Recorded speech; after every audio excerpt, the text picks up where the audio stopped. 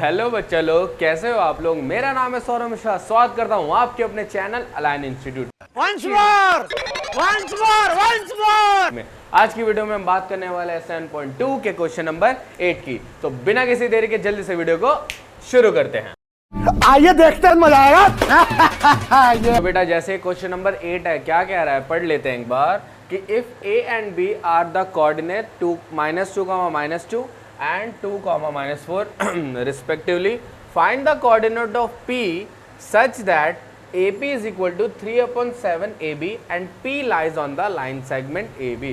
अब इसे समझते हमारी कौन सी भाषा में, सरल भाषा में। थैंक यू बेटा। देखो क्या कह रहा है कि ए और बी कोई दो कोऑर्डिनेट है, मतलब दो पॉइंट्स हैं जिनके ये कोऑर्डिनेट है, ठीक है। और उसमें एक जो P पॉइंट है उसका रेशियो ये दे रखा है, मतलब उसका एक फ्रैक्शन फॉर्म ये दे रखा है और बता रखा है कि जो P है ना वो लाइन सेगमेंट में ए बी में कहीं भी लाई कर रहा है। तो इसको नोट डाउन करते हैं, जरा ड्रॉ करते हैं। जैसे एक पॉइंट हो गया ए और एक पॉइंट हो गया बी। इसके कोऑर्डिनेट क्या दिए हुए बेटा, ए के -2, एंड 2, -4। और इसके बीच में ना कहीं भी एक पॉइंट P लाई कर रहा है, ठीक है। तो हम कहीं भी लाई कराते हैं, हम यहाँ कराते हैं, ठीक है।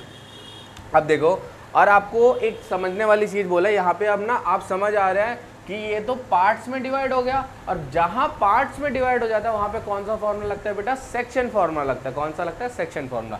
तो सर अब m/n की तो वैल्यू दी नहीं है, लेकिन एक फॉर्मूला दिया हुआ है, आपको एक इक्वेशन दे रखी है कि ये वाली।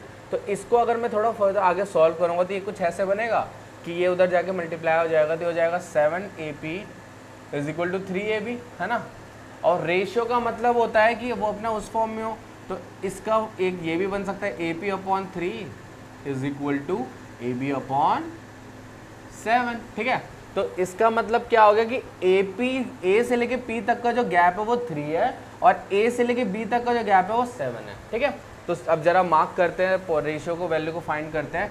A से लेके P तक का गैप 3 है, मतलब ये वाला पार्ट हो गया 3, मतलब M की वैल्यू आ गई 3। अब n की वैल्यू, और दूसरा बोला बेटा a से लेके b तक का 7 है, मतलब a से लेके p तक 3 है और a से लेके b तक 7 है। तो p भी कैसे निकालेंगे, ab में से ap माइनस कर देंगे तो यही आएगा ना। मतलब यहाँ से यहाँ तक 7 है, यहाँ से यहाँ तक 3 है, तो इसको निकालने के लिए 7 में से 3 को माइनस करेंगे, कितना आएगा 4। तो m/n की वैल्यू क्या हो गई, 3/4। बहुत आसान था, थोड़ा सा समझने की बात थी। अब पॉइंट हमें किसके पॉइंट फाइंड करने हैं, इसके, मतलब इसके x और y फाइंड करने हैं। तो जरा कर देते हैं, इसकी नेमिंग कर देते हैं जल्दी से। ये हो जाएगा x1 y1 x2 y2, ठीक है। तो लिख भी देता हूँ यहाँ पे, a के कोऑर्डिनेट है -2, एंड b के कोऑर्डिनेट है 2, -4। ये हमारा x1 है, ये y1 है, ये x2 है, ये y2 है, ठीक है। और m/n भी आपको दिख गया होगा। m/n लिख देता हूँ वहीं पे, हाँ वो लिखा हुआ है वैसे। m/n क्या है बेटा, 3/4, ठीक है। अब सेक्शन फॉर्मूला आप लोगों को बड़ा प्यारा पता है कि क्या होता है ना। डायरेक्ट लगाते हैं। फॉर्मूला कुछ ऐसा है, mx2 + nx1/m+n और my2 + ny1/m+n। बात समझ आ रही है। ये मेरा n और x सिमिलर लगता है थोड़ा, तो समझ जाना, पता नहीं ऐसे बन जाता है, आदत है पुरानी। इसको x बनाया था, अच्छा मगर क्यों यार समझ जाना, ठीक है जैसे गया। हाँ अब m कितना था, 3 था, x2 कितना था, क्या गया ये रहा। तो 3 और 2 है ना, प्लस n की वैल्यू 4 और x1 कितना है -2/3 + 4। बहुत प्यारा।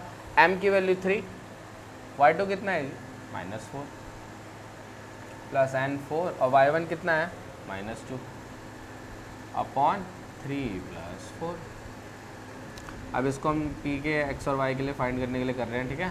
तो 3 2 6, 4 2 8 और माइनस का 8 हो जाएगा, तो 6 - 8/7। हर बार आदत एक ही है। 3 × 4 -12 और 4 2 8 माइनस का 8 हो जाएगा /7। 6 - 8 कितना हो गया बेटा, -2/7, और -12 - 8 कितना हो गया, -20/7। तो लिख देंगे pxy। इसका मतलब क्या है, जो p के xy के कोऑर्डिनेट थे वो हमारे कितने आ गए, एक आ गया -2/7 और एक आ गया -20/7। लिख दिया बड़ा अच्छे से। बहुत प्यारा क्वेश्चन था, बहुत जल्दी समझ आ गया। और ऐसे ही मजेदार तरीके से क्वेश्चन को समझने के लिए चैनल को सब्सक्राइब कर देना, वीडियो को एक प्यारा सा लाइक कर देना। तब तक के लिए मिलते हैं अगले पार्ट में। आपके सामने एक बड़ा सा रेड बटन है। हाँ है दबा दिया, आगे बोलो। Thank you so much.